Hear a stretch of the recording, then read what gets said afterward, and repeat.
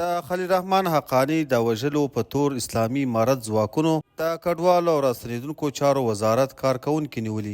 درنو لیدونکو، د نن ورځې په دې تازه او مهم خبر کې مو هرکلی کوم. له کابل څخه باوري سرچینو افغانستان انټرنیشنل ته ویلي چې د اسلامي امارت استخباراتو د کډوالو او راستنېدو چارو وزارت 2 کارمنان د دغه وزارت د وزیر د وژل کېدو په تور نیولي دي. تر اوسه د دغو کارمنانو د هویت په اړه څه نه دي ویل شوي. باوري سرچینې د شنبې په ورځ افغانستان انټرنیشنل ته ویلي چې بریدګر د افغانستان د کډوالو او راستنېدو چارو وزارت په انګړ کې تر ډیرو همدلته تمو تر څو د دغه وزارت وزیر خلیل رحمان حقانی ته ځان ورسوي او هغه په یو ناځوانمردانه برید کې ووژني.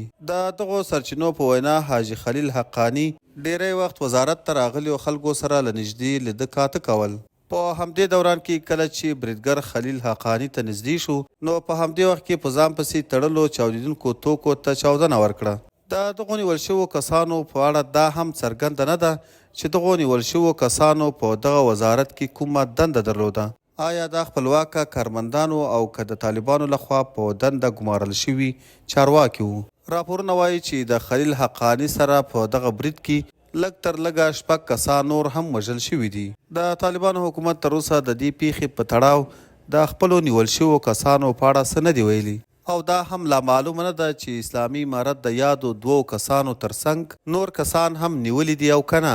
د اسلامي امارت د کډوالو او راستنېدو چارو وزیر حاجي خلیل رحمان حقانی د چهارشنبې په ورځ د دغه وزارت په انګړ کې په یو ځانمرګه برید کې ووژل شو. درنو لیدونکو، تاسو یې په اړه څه نظر لرئ؟ نظر مو راسره په کمنټ کې خامخا شریک کړئ او د نورو داسې تازه خبرونو او مهمو مطالبو لپاره پښتون ټایم یوټیوب چینل همدا اوس سبسکرایب کړئ.